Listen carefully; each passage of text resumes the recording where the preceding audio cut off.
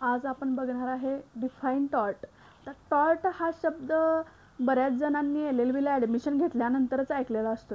कारण आपल्याला काय वाटतं लॉ म्हणजे BNS किंवा IPC, CPC, CRPC हे सगळे क्रिमिनल सिव्हिल लॉज असं वाटत असतो, पण हा पण सिव्हिल लॉज आहे. टॉर्ट, आता टॉर्ट हा शब्द असा काय कारण तो फ्रेंच वर्ड आहे. टॉर्ट हा म्हणजे त्याचं ओरिजिन टॉर्ट म्हणजे काय रॉंग आहे आणि ते derived from the Latin term टॉर्टम which means twist. Twist म्हणजे आपण चुकीचं म्हणतोय, चुकीचे अपकृत्य किंवा मराठीमध्ये त्याला नागरी चूक किंवा चुकीचे अपकृत्य असं पण म्हणतात. टॉर्ट हा लॅटिन टर्म आहे. आता आपण लॅटिन इथं का बघायला गेलो तर डीप रूटेड जे आहे, कायदा डीप रूटेड आहे असं दाखवण्यासाठी पहिल्यापासून हे लॅटिन चालत आलेलं आहे. ठीक आहे. आता आपल्या सब्जेक्टमध्ये आपल्याला जास्तीत जास्त लॅटिन टर्मच बघायला मिळणार आहे, जसं की वॉलेंटी नॉन फिट इंजुरी आहे. ह्यामध्ये पहिल्या युनिटमध्ये आहे इंजुरिया साइन डॅमनो, डॅमनम साइन इंजुरिया. थर्ड युनिटमध्ये आहे ॲक्शन पर्सनॅलिस मॉरिटर कम पर्सोना. अशा प्रकारचे आपल्याला मॅक्झिम्स बघायला लागणार आहे. ठीक आहे. तर आता ह्याची आपण विनफिल्डची एक डेफिनेशन बघूया, म्हणजे त्याच्यापासून आपल्याला लक्षात येईल की व्हॉट टॉर्ट ॲक्च्युली मीन्स. ठीक आहे.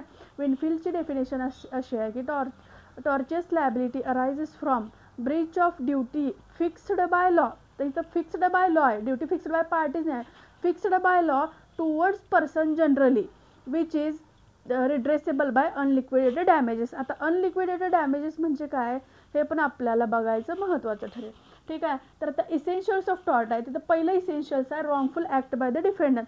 तर रॉंगफुल ॲक्ट बाय द डिफेंडंट, डिफेंडंट म्हणजे कोण आपण काय बघितलं, डिफेंडंट म्हणजे प्रतिवादी किंवा टॉर्ट फिजर किंवा रॉंगडोर ज्यानं चुकीचं केलेलं आहे तो. तर डिफेंडंट त्याच्याकडून काहीतरी चुकीचं घडलं असलं पाहिजे. ठीक आहे. आता ते बॉडीली इंजुरी असेल किंवा रेप्युटेशनबद्दल असेल किंवा गुड रेप्युटेशनबद्दल असेल, तर अशा प्रकारच्या याच्याबद्दल त्यांनी काहीतरी रॉंगफुल ॲक्ट केलेलं पाहिजे. आणि दुसरी गोष्ट आहे legal damage to the plaintiff. Legal damage व्हायला पाहिजे. आता लीगल डॅमेजसाठी आपल्याकडं दोन मॅगझिन्स आहेत, एक आहे इंजुरिया साइन डॅमनो. आता इंजुरिया म्हणजे कशी लीगल इंजुरी पाहिजे, legal injury, there must be legal injury. साइन मीन्स विदाउट आणि डॅमनो मीन्स डॅमेज. ठीक आहे. तर लीगल इंजुरी विदाउट डॅमेज. आता लीगल इंजुरी पाहिजे, कायद्याला आपल्याला अधिकार दिलेले आहेत. ठीक आहे. तर त्या कायद्यांचं उल्लंघन इन्फ्रिजमेंट ऑफ लीगल राईट जिथे होईल म्हणजे लीगल इंजुरी विदाउट डॅमेज, इथं ही मॅक्झिम आहे injuria sine damno. Infringement of legal right झालं तर it is actionable in court of law. It is actionable in court of law.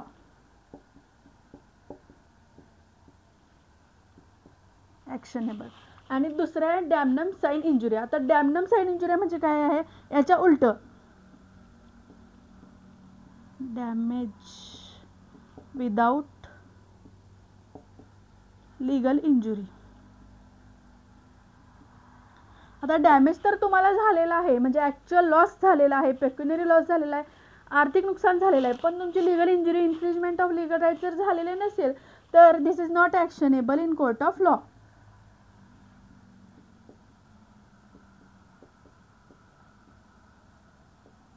Not actionable in court of law.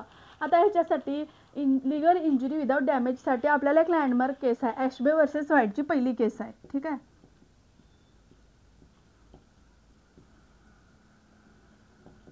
अशबे was a qualified voter. आता qualified voter आहे म्हटल्यावर काय, तो major 18 वर्षाच्या वर आहे, त्याच्याकडं मतदान ओळखपत्र आहे, आधार कार्ड, सगळं त्याच्याकडे जे नेसेसरी जे आहे ते सगळं आहे, पण तरी पण ते बूथवरचा जो माणूस असतोय he was refuse to take his vote.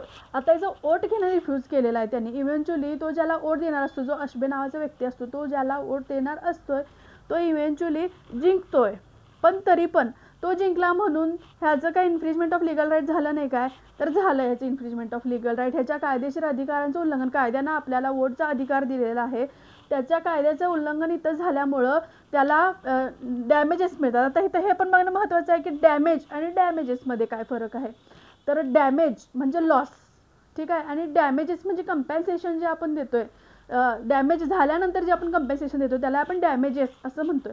ठीक आहे. आता अशबे वर्सेस व्हाईटची एक केस झाली आणि त्याच्यानंतर एक आहे मार्झेट्टी वर्सेस विलियम.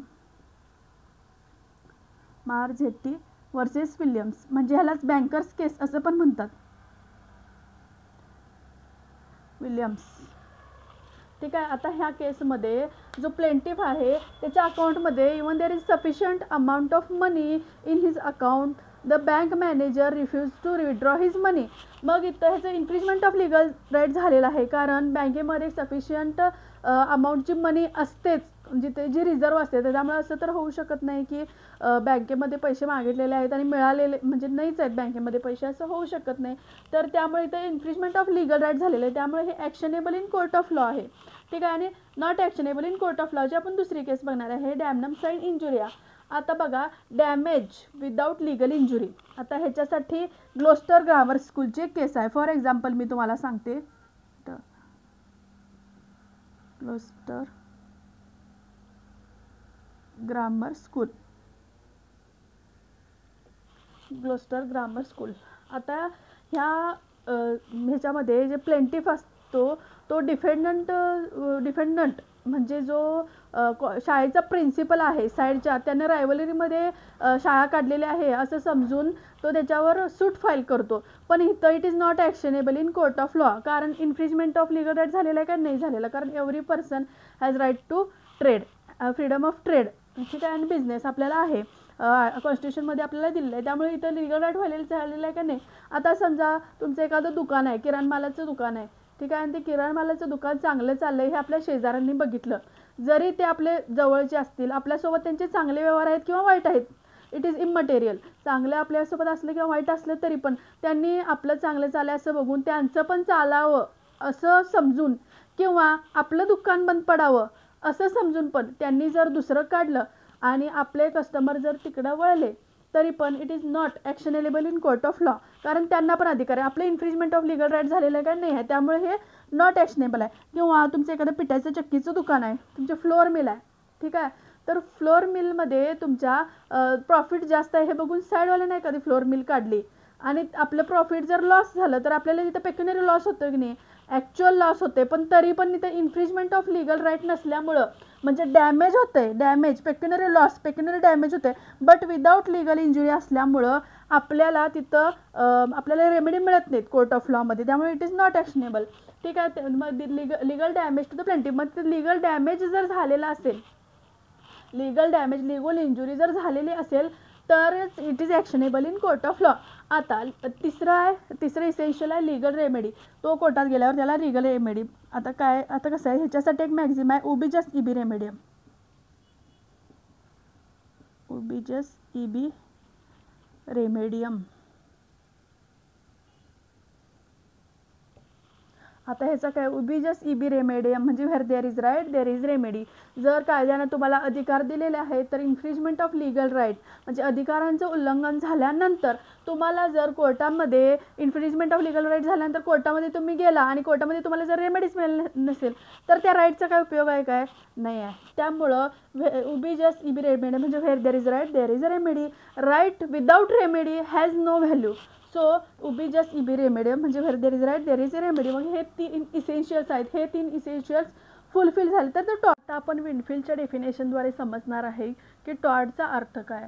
तर tortious liability arises from breach of duty fixed by law towards person generally which is redressable by unliquidated damages. आता याच्यामध्ये बघण्यासारखं काय आहे, ड्युटी फिक्स्ड बाय लॉ म्हणजे काय, आणि दुसरा आहे व्हॉट इज अनलिक्विडेटेड डॅमेजेस.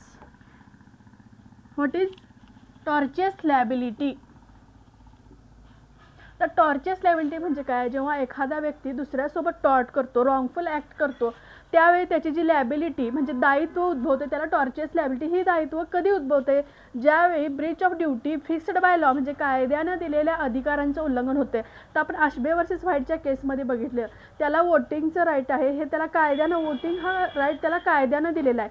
तर त्या कायद्याचा भंग झाला, त्याच्या अधिकाराचा भंग झाला, त्यामुळे Breach of duty fixed by law towards person generally. आता जनरली म्हणजे प्रत्येक, राईट इन रेम हे आहे, टॉर्ट हे राईट इन रेम आहे म्हणजे प्रत्येक व्यक्तीला, राईट इन पर्सनम नाही, प्रत्येक व्यक्तीविरुद्ध, जगातील प्रत्येक व्यक्तीविरुद्ध त्याला तो कायदेशीर अधिकार प्रोटेक्ट करण्याचा हक्क आहे. Which is redressable by unliquidated damages. Redressable म्हणजे काय, निवारण. ज्यावेळी तुमच्या कायदेशीर अधिकारांचं उल्लंघन केलं जाते, तुमची ब्रीच ऑफ ड्युटी केली जाते, त्यावेळी निवारण म्हणून तुम्हाला अनलिक्विडेटेड डॅमेजेस मिळतात. आता आपण बघायचं आहे अनलिक्विडेटेड डॅमेजेस म्हणजे काय आणि ड्युटी फिक्स्ड बाय लॉ हे आपण एका उदाहरणाद्वारे समजून घेऊया.